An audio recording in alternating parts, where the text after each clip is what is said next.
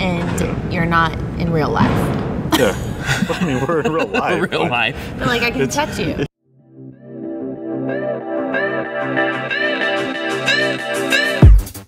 Welcome to Woodshop 101. This is episode 148 for February 28th, 2019. I'm Sam Wooddell of SamRyan Designs, and today I'm joined by my co-hosts, Drew Short of Rock-n H Woodshop and Jeremy Crawford of Countryside Workshop. And today is a fun, different episode because we are all together in Atlanta right after WorkbenchCon 2019. So literally, we're sitting like less than 12 inches away from each other. Which is so crazy because normally we're sitting miles and miles and miles away from each other, and you're not in real life. Yeah.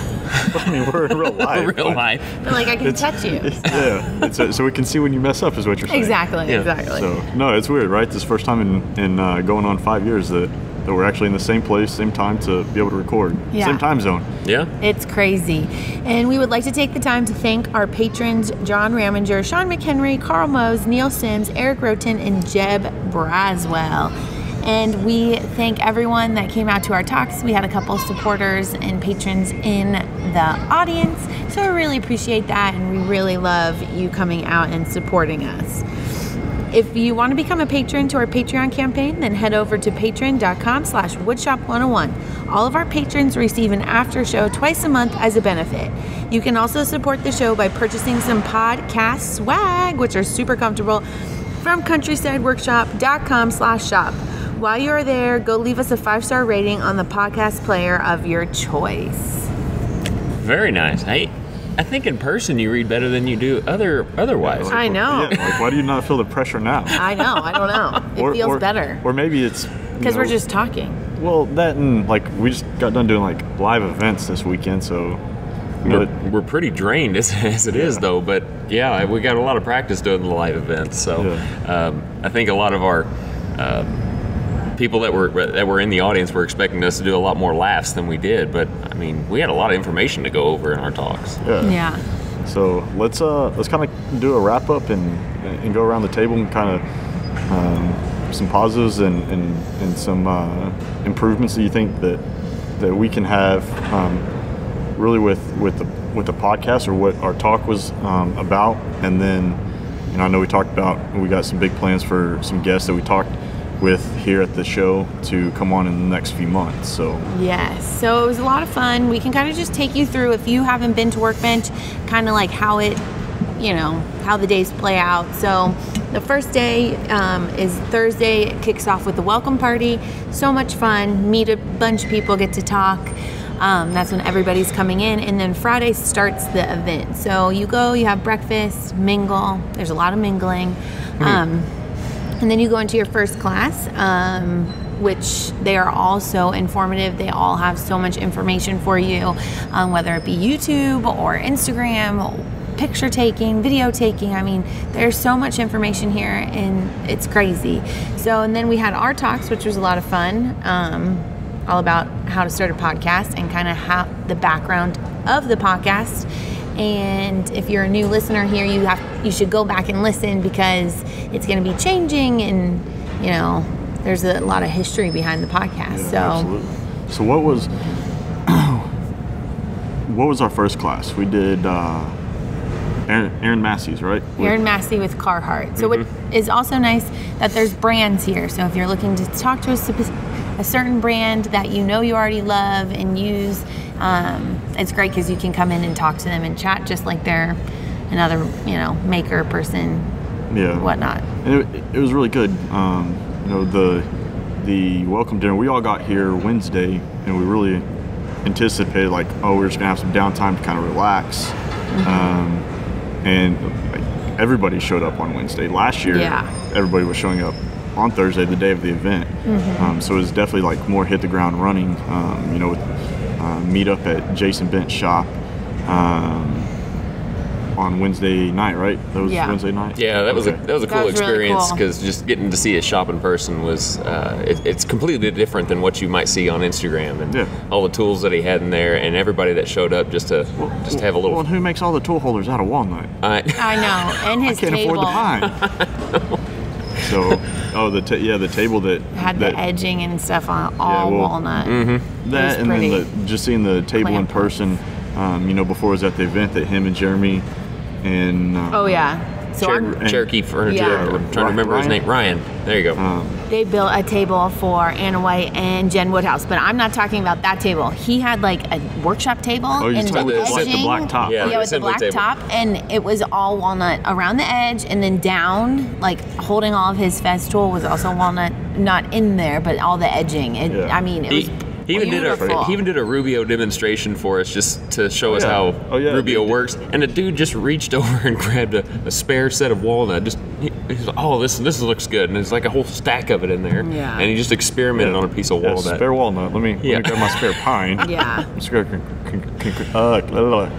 construction grade. Well, But no, he was that was really cool. And if you guys come to my shop, it's the same. We have so much walnut laying around right now because of all the projects we've done, and Gramps wants to throw it away. We'll send it to me. Yeah, well, I'm not throwing it away. Because I have... It's not happening. We can make a business card holder out of it or something. Yeah, I know. I'm like, what? We could do something with that. Why are we not throwing it away? It's like 3x3 or whatever. I mean, 3x3 is definitely pretty small. No, we're keeping that. No, keep that. You keep every little scrap of walnut. If it's pine, we don't care about it. Yeah, throw that away. Yeah, walnut, 12 maple, by 12? Yeah, get rid of it. We don't need that. Throw it in the fire. Thursday, we got up and we had a kind of a behind-the-scenes tour of Walk Control, which was insane. Never imagined how like in-depth Walk Control was, because when everybody hears about it, Walk Control is the slotted pegboard. Like that's what everybody imagines when they hear Walk Control. They don't imagine all the other machining and tooling that they do for everything. I mean, they were stamping out the tops of buses left and right. I mean, it's backs and fronts of the very tops of buses. That was insane to see, and the process that it went through. Not just the whole stamping of it, but all the plasma cutting and drilling of the holes, putting on the gaskets, everything. I mean, it was just so involved, and it's not just that pegboard stuff, like you said. Well, then, and even seeing that, like all the edges around the Walk Control panels are all done on one machine, and it's like it's got 4 stages on one machine to wrap them around. Like, it's crazy. It was crazy. They looked like real life Transformers. So that's what everybody was saying. Like, we're gonna meet the Transformers. All these were Decepticons in there. Man. You know, it's always awesome to work with a brand, or to even have just a product in your shop, and then to actually see how it was made and manufactured and the process behind it. And that's Walk Control is like that true mom and pop, family. Family. Exactly right, because. Grandpa was still there. Grandma was there. Aunt and Aunt was doing like the payroll and So, and Grandma was really cute. Grandma's saying she's the real boss. She's the real boss. Yeah. Everybody else just follows her lead. Yeah, and then seeing kind of just how like it is in our shop. Seeing like the tooling, like the glass case that had like the original toolbox that the grandpa used to get started. The original die. Yep. I had to go through a little bit of effort to get that original die, but that was cool to see, and just them telling the history just made it all that more special to be a part of. Yeah, absolutely. So I mean, it was really cool to see the backstory of that and kind of see how everything was made. Then we went to the welcome dinner, which was really just more meet and greet, get registered, and you just kind of walk around. They had a couple bars in there just to get some drinks and socialize, really start getting in front of brands and kind of talking with them. And then Friday morning, like nice and early, breakfast started at 7. The welcome keynote was at 8:45 with the Modern Makers podcast, which was really good. And then from there it was just full bore into classes. So the Aaron Massey's class with Carhartt was really eye-opening.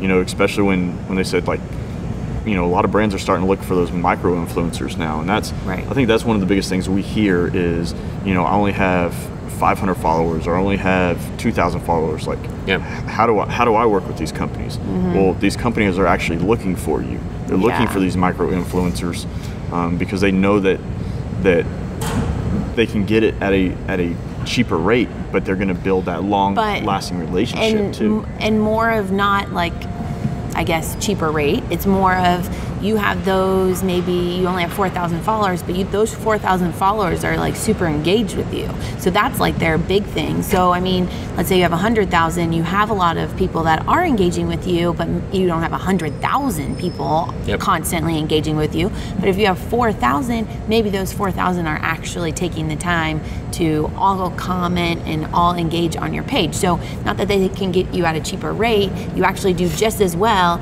as if you have 100,000. Yeah. But here's the thing too, is that even though the follower number is really focused on a lot, I mean, you kind of have to understand too that number is kind of a vanity number. Yeah. I mean, your engagement is engagement, regardless of what the number is, and they're starting to look more towards not necessarily numbers, reach, but content that you put out and the engagement that you get from that audience. So, and a lot of companies that I have worked for, I mean, it's nice to have that number, but they really want to look at your reach and like see how far your reach goes.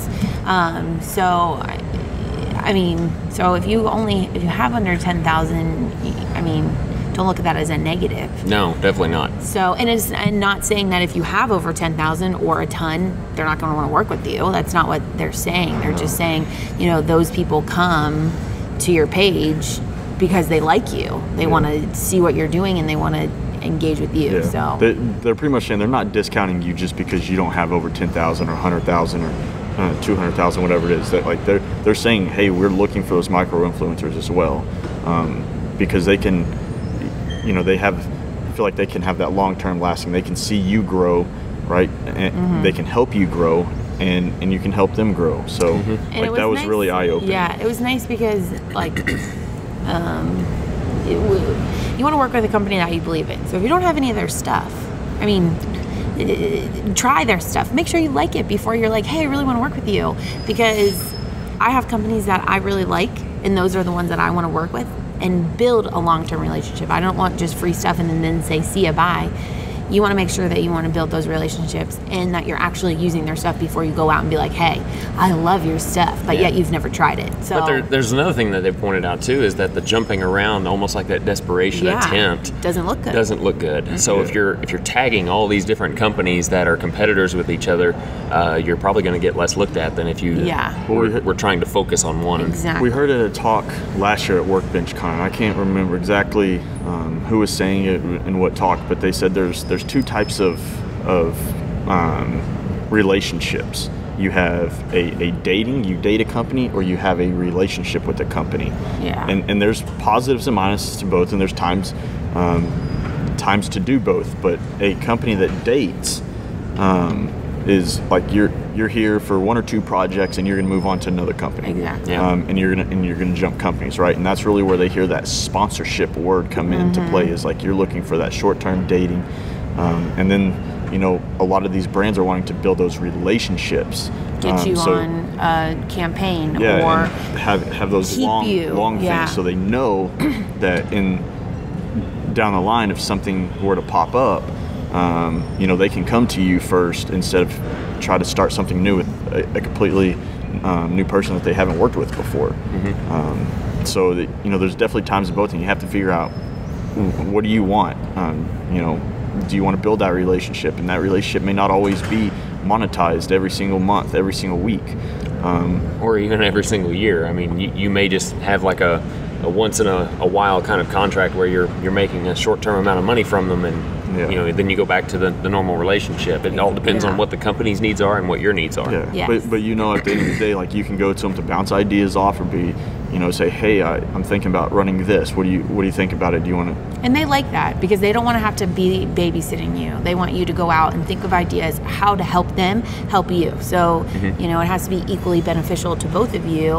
And if you're just sitting around being like, okay, I'm going to wait for my stuff to come in and I'm not going to do anything, they want you to go out and think of ideas, and they don't want to be babysitting you basically and giving you ideas. And you know, so if you can be creative, then you'll stand out. And you know, don't just go in asking for free stuff. That's what I keep telling them. I mean, I never talked to a company until at 25,000. I mean, I talked to them, but I didn't, you know, ask for anything, and I still, you know. Yep.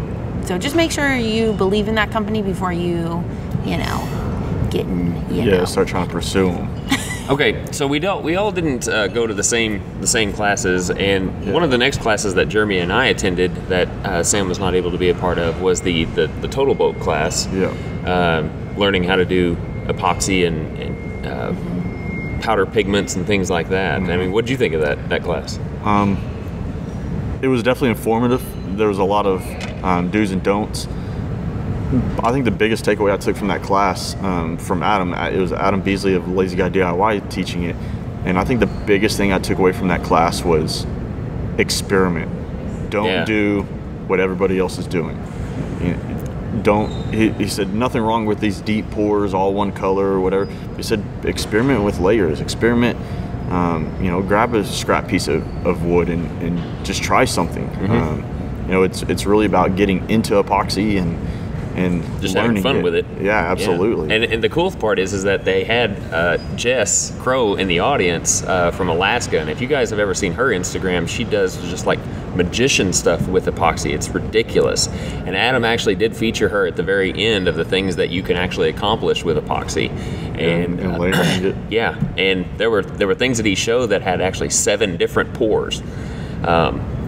So it was ridiculous to see the kind of stuff. And not only that, but we got to meet Jess in person. So that was real special to us. Yeah. So that was the biggest takeaway. And if that's with epoxy or anything else that you're trying to get into, like just get out there and experiment. Don't wait until that project comes up that calls for it. If you've been wanting to try epoxy or wanting to try wood turning or whatever, just get out and practice. Experiment, have some fun with it. And that helps keep that passion alive for what we do. Yeah, Jess said that she screwed up several things before she actually figured it out. So, what did you attend? And so I couldn't go to the total boat because I wanted to go learn a little more about YouTube. So, it was good. Who was teaching that class? Chris Salamone and Mike Montgomery, right? From Modern Builds. Yep. And then it was good. There was a lot of information how to start it and whatnot. Were the things that you took away that you have done so far? Kind of. I got up to go to the bathroom and then I got stuck talking to the Carhartt people. So I didn't really watch all of it. My mom did. So once we get on the plane and we, start talking about it, I'll let you all know how that class was. That's funny. Opportunity, but you attended that class last year as well. Yeah, so I mean, when I was in there, it did just kind of seem like here's some basic tips of what to do and how different shots to get, stuff like that. So if you really don't know anything about YouTube, that would be the class to go to. Yes. Just kind of got in, from what I hear from some of the other attendees, got into thumbnails and some of the keywords and things like that to really help grow your channel or make you stand apart a little bit from some of the other people. Yes. Yep. So. And then after that, we had our own talk for the podcast, which that was our very first go around with doing the live presentation. I mean, overall, I think it went very well. We had roughly about 20 people in the audience. And, we had a lot of engagement, lots of questions, and even did a great big boom sign off at the end and rocked the walls. Really that was so funny. Yeah, that's lessons learned from that. We're going into everybody else's presentation. They had PowerPoints and everything else set up, and we started doubting ourselves going into it. It was like, man, should we have had a PowerPoint? Should we have that? And I mean, I think after doing it, I'm still a firm believer of I think we did it right, not having those handouts, not having those PowerPoints. It was more of a conversation, and some of the classes that we went to, you wouldn't really ask any questions or say anything until the end when they asked you. But I liked our talk because it kind of felt like when we were talking, they could ask a question before we moved to the next kind of and they were subject. engaging with us and not the presentation on the board. Yeah. Not saying that anything's wrong with those PowerPoints, and no, I think maybe next time, because we did give out some resources. That's what I was going to say. It'd probably been handy if we'd have had them up. People were oh wait, can you go back and repeat that web URL or whatnot, and to kind of step back, okay, so maybe we had a few slides or we had some handouts or something like that people could quickly reference. A piece that, I liked that they had that the turn chart thing, the paper thing. Yeah. So I mean, even that would have been that came in handy for the second talk. It did. So I think My favorite talk that we actually went and listened to had got to be Sam Ramondi's blog. Yep. You know, the power of blogging. And there was just so much information. I will this woman, that was my favorite. Yeah, talk. This woman did so much preparation. And if you guys don't know, 9 years of college. I know, dude. And she spent 2 years doing her dissertation. So all those source fact-checking thing that she did, it just came in real handy. But she came very well prepared. And if you guys don't know who Sam is, she was actually on our podcast in the early stages. So if you want to find out more about her personality, go back and listen to our earlier episodes. But I mean, this girl was so prepared. And the types of information that she gave out were just mind-blowing. Yeah, absolutely. And that was our last class for Saturday, right? Saturday. And the days are blurred. That was the last class of the whole thing for us. Aside from the closing. And she had a great turnout. You know, and if you want to know, awesome PowerPoint presentation. She put a lot of information in there because she knows that people are going to want resources after. She knows that people that weren't able to attend WBC are going to want that information. So definitely go check her out at DIYhunters.com because she is going to be putting it out to like email subscribers. So if you want that, go over there, sign up for her newsletter. I think she said it was just going to be on her website, right? Yeah, well, she's going to capture. She said she's going to require an email to be able to get it to download. So it's almost like part of her email list. I'll have to say it was really cool to see how you can like connect all of your things, because we've been wanting to do a blog for a really long time. My mom's really good at writing, and with some of the ideas that I have, I think we would be a really good team on that. So she links everything. So like her blog goes to her YouTube goes to her website or Instagram. I mean, everything is a continuous circle. Yeah. She said just keep that up. And and you're going to keep people on your page more and longer. Right. She referenced, she said you want people to get stuck into Inception, right? She referenced the movie Inception because you just want somebody like they go to your Instagram, and then there's a call to action, go to your website, and then there's your YouTube embedded that's going to send them to YouTube, and then there's links to pop them over into Pinterest, and then they go back to your website. Like it's just a continuing circle, right? Click. I can't get out. So that was really cool. Great talk. What else did we do yesterday? I feel like it's all blurring together. In the morning we did the class about the video. That was really good. There was the Film School 101 with Will Walker. Yeah, there's not much that I can tell you because it was just so good. There was just so much information. That's almost something that you would have to go and watch his Film School Friday video on YouTube. Yep. That's for Will, by the way. Yeah. Film School Friday. There was so much information. Well, you know, you always hear if you're going to shoot video, like you have to tell the story. The person with the best story is going to get the views. Yeah. But you always hear like somebody that doesn't naturally tell stories. They don't really know the certain parts of a story and how it breaks down. And you know, the fact that he even showed us a diagram of 2 different diagrams. And then broke it down into us and you know, used a reference of history with Romeo and Juliet and how the storyline played to them, but then referenced how he would do it in the shop and how he would make something. See the film school to give the. It was like Freytag or the Freytag storyline. That was the linear storyline. Yeah, I know the thing for the YouTube, that video, his Film School Friday video. I'll drop it down in the show notes. I'll find it. I'll drop it in the show notes. But he talked about 2 different methods. I mean, a lot of people tend to think of their videos or even movies in a very linear fashion, where you're doing the introduction, then you're doing the conflict and the climax, and then the resolution, and then I'm trying to think of all of them. But then they also introduced another fashion where you can actually start, and I think Game of Thrones is a good reference for this, because they tend to start in different areas of that, like maybe starting on conflict, doing their open, what do they call it, cold intro or something like that, where they're actually starting with the conflict and then they're making it to the resolution later on in the show. Yeah, so there's a lot of movies, you know, where the guy is in the beginning he's tied up and he's bloody and hanging, and you don't know why he's there, and then they're like, okay, 48 hours earlier, and then it brings you and shows you the timeline of events, and I think that's really cool. And another thing that I liked that they said And this is my hardest thing trying to start YouTube and doing the YouTube, is that take 3 different shots of the same thing. So when you're doing it, it doesn't look all the same, that like each different cut, maybe you have the same kind of like view. But if you capture 3 different views on what you're doing at that time, then you can use that in, you know. Yeah, it's changing the eye. It's changing the viewer's eye. So that they're still, you know, engaged and are still watching, and they're not like skipping to the next video. Well, and Rick said that, you know, if like you go back and watch it, and if you find yourself getting bored, you should have changed shots 5 or 6 seconds ago. Exactly. So that was a lot of good information. And then we went from there to what was the next class? I think we had our talk after that. We did, we had the second talk. And then we went to see Sam after that. Yep. So, and our second talk was great. Ooh, who did we have in the audience for our second talk? We definitely had we had Whitney and Ashley from the Shanny Sisters, and they were really engaged. Like, yes. They probably asked the most questions, and it was really awesome to see that, like, they were really into grabbing the knowledge. Yeah.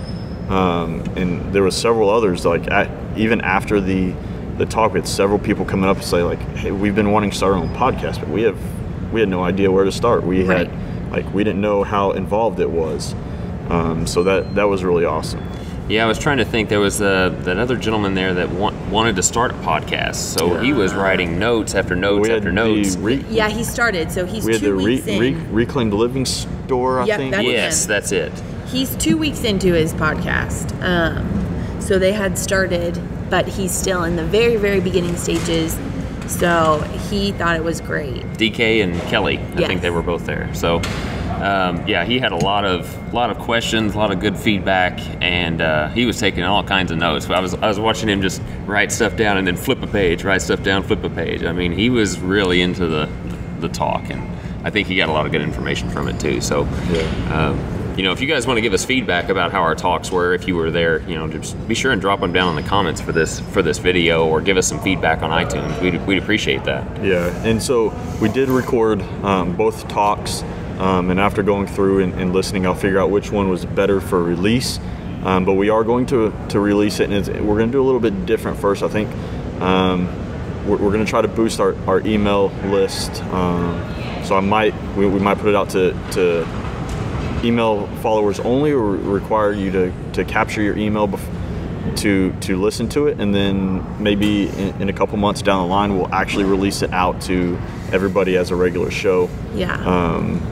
But at least right now, we're definitely going to give it to patrons first, and it may actually go out to patrons this week, and then we'll push it out to people that are wanting to actually come download it from the website, and then somewhere down the line, we'll use it as some more content for everybody, and hopefully it aligns us to do more of these events. Hopefully we'll come back to WorkbenchCon 2020, or maybe even try to get over into Haven.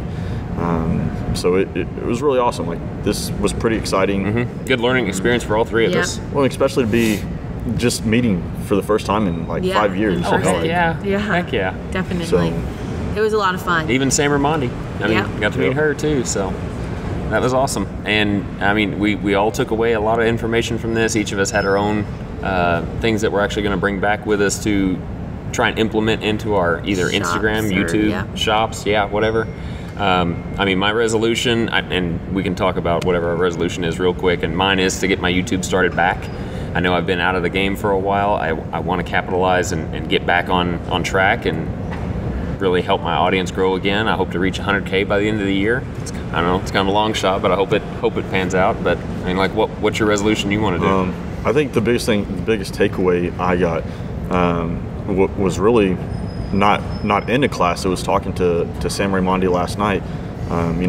With me traveling over the next 7 months heavily for work, I've been real worried about how I keep that side hustle going, not being in the shop, but maybe a week, a week a month or a week and a half. And the biggest thing she said was you may have to do smaller projects. You may have to bite that bullet and take on the smaller things just to bank that content to put out. So that's the thing, is like I just want to make sure like I start being more consistent with the content on my website to stay relevant with SEO, the SEO. You know, and that's, she had a lot of talk about that during her session. So what about you, Sam? I think mine will be to finally start our blog and really work on YouTube and getting better filming, and not better filming, but just different shots, and like stay organized and make a list. That's something else I took away. If you want to do YouTube, not everybody does this, but for me it would be easier to like say, okay, this is the project I'm going to do. I'm going to write out from start to finish, and those are the shots that I need to make sure I get. So my resolution would be YouTube and blogging. So hopefully we'll be starting that up in the next month or so. Yeah. So this was awesome. You know, it was definitely great hanging out in person. So Drew, you want to kind of do the contact information, and then we'll all get out of here, because I know we got to get checked out and get on the road. Get on our planes. If you guys want to get in contact with us, don't forget we have each individual websites, which is countrysideworkshop.com, rhwoodshop.com, and samryandesigns.com. All our contact information is there. You can reach us at the podcast, which the email is the best, which is kickback@woodshop101podcast.com. If you want to leave us a voicemail and get featured on the podcast on air, you can do it at 409-234-3959. Or if you have the voice memo app, you can email your voice memo to us, and that is a lot better sound quality. So we would love to feature you guys on the air and get some feedback from you on if you attended WorkbenchCon. That is a great way to leave us a voicemail. Give us some kickback on what you learned from there. Yeah, absolutely, especially with that, because we're gonna shoot to have Kristen Stockdale on again here pretty soon to kind of have a hot wash of the event. So if you have some feedback, definitely that would be great. To us, and we'll get it in front of her so she can answer some of those questions. Awesome. Perfect. So we want to thank you guys for being part of this special edition podcast for WorkbenchCon 2019. We hope to see you guys in 2020, and we hope to talk to you on the next podcast. So guys, all in person. Yeah. 1, 2, 3, boom!